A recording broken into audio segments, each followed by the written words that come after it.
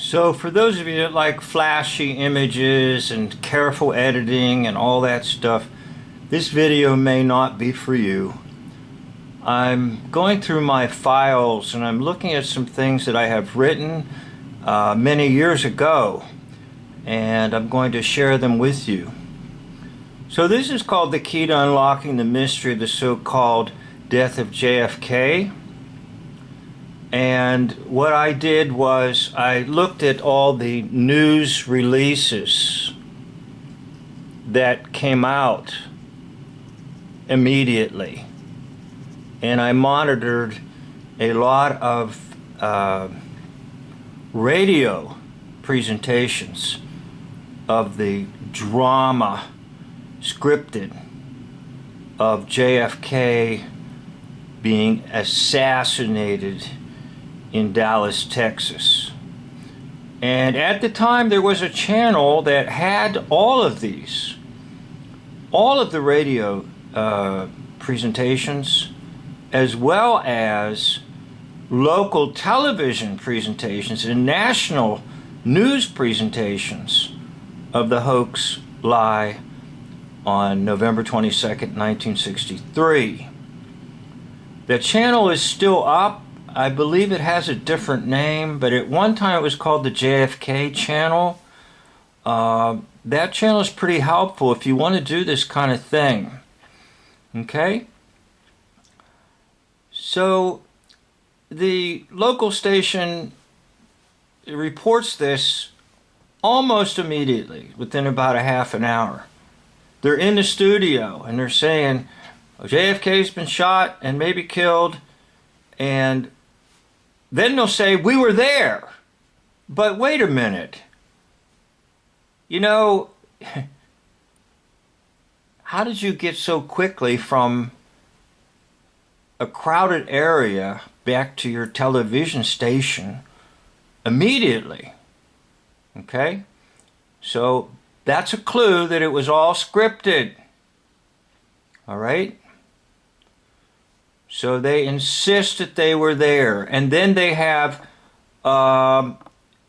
individuals who were supposedly present at the so-called shooting almost immediately.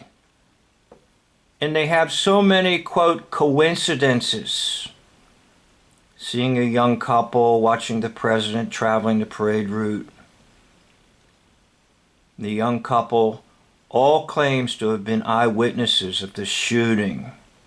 All four were in exactly the same spot in the parade route, the reporters, this young couple, and so forth.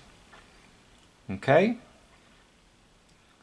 Now the Texas area local station that was there, the Dallas station, and not the major network news. So back in early days of hoax lie, they didn't coordinate too well local reporting with national reporting. And there's so many inconsistencies that you have to throw up your hands and say, wait a minute, something is wrong here.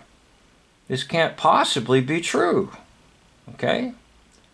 Now the local station will report that the president was not taken to Parkland in the limousine in which he was shot. They will insist that he was transferred.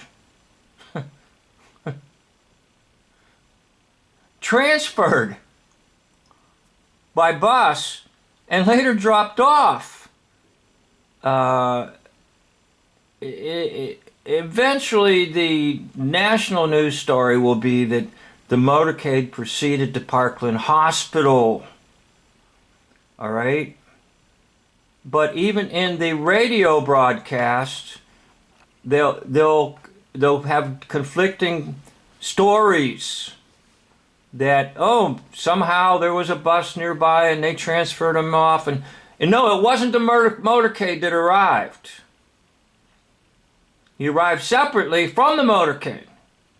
But later, no, he arrived in the motorcade to Parkland Hospital. Incidentally,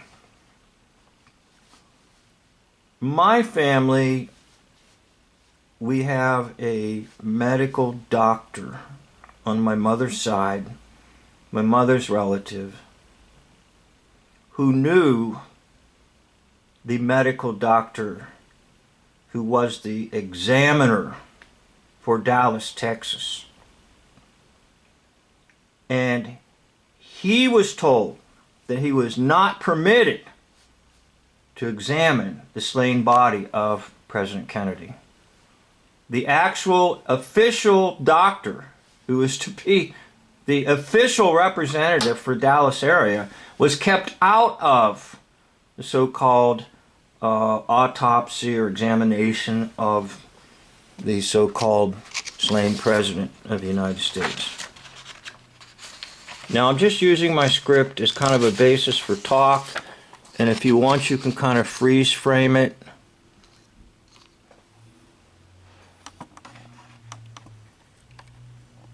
Now I wrote this a few years ago, so I'm a little more knowledgeable than I was a few years ago. Okay?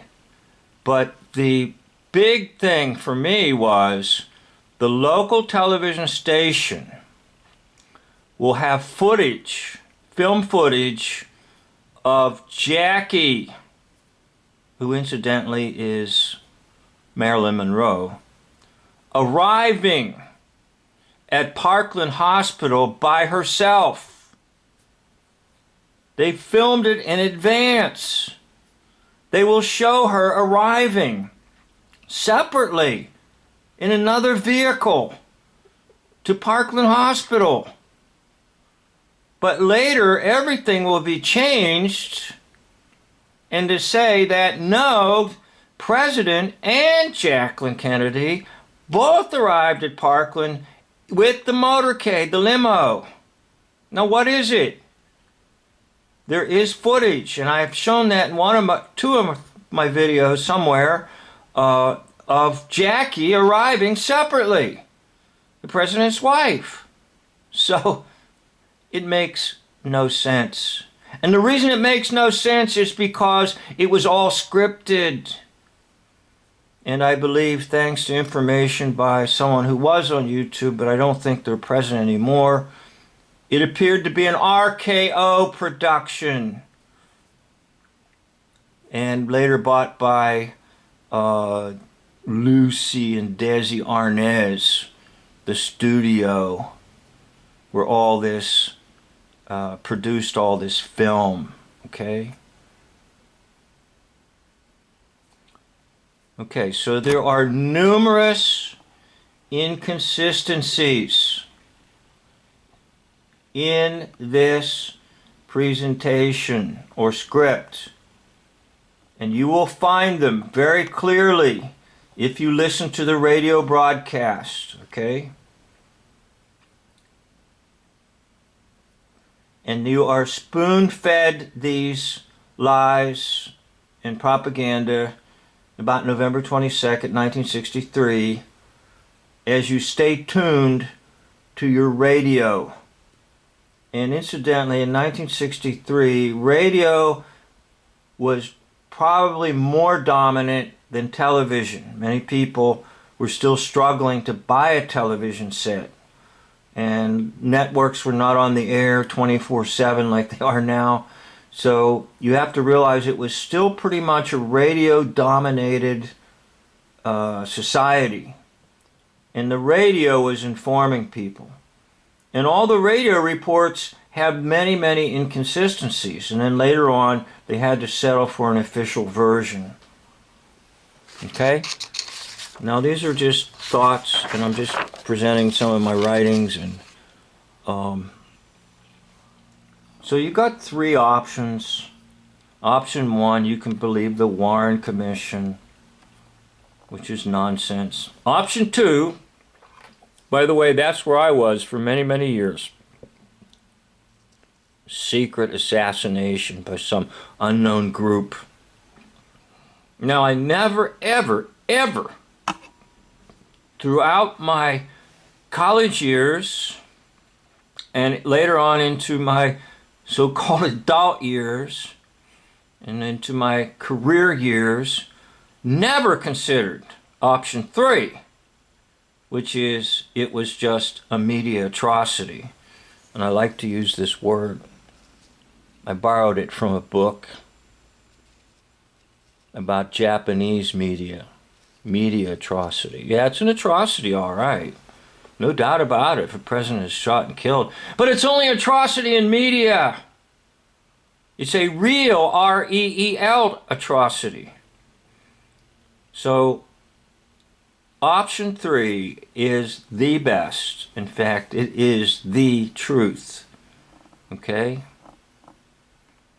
of what happened.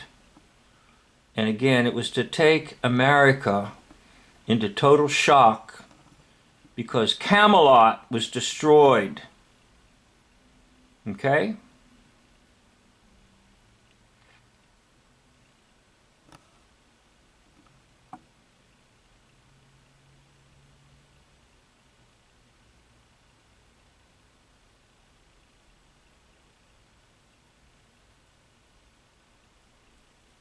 Now,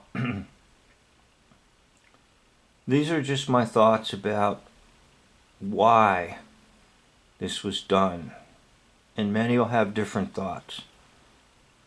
The major reason I think it was done was because the silver backing of currency was going to be removed. And that'll occur in 1964. 1964 will be the last year you'll find intrinsic value in coins. The silver will be removed. Now this was a distraction. This Kennedy assassination was a distraction so that no one would be conscious of the fact that there is nothing of intrinsic value in anything in their pocket, namely their nickels or their dimes and their quarters and their 50-cent pieces and their dollar pieces. Okay? There'll be paper money, which is almost completely meaningless, Federal Reserve notes, and that's another thing that's happening, by the way. The U.S. notes are being removed and federal notes are coming in, and federal notes are just a hoax system called the Federal Reserve System. Now the U.S. notes had some values, and if you're a collector of coins and collector of bills and so forth, they usually had red ink and it'll say on top of it U.S. note, not Federal Reserve note. Okay, now Federal Reserve notes dominate, and so-called coinage, which has no intrinsic value in and of itself, is in your pocket, or slight value, excuse me, slight value maybe, very, very slight. But you don't have a gold $20 piece in your pocket. You don't have a silver dollar, an actual dollar with silver content, okay? Now all that's going to be wiped away in 1964. So November of 63 was to get the nation so focused on this death of Camelot that nobody is paying any attention to the fact that the currency that's going to be in everybody's pocket, everybody's wallet, everybody's purse is almost completely worthless. That's my thought, and if you stayed with me to the end of this video, I do want to thank you. Blessings. This is the end of my video.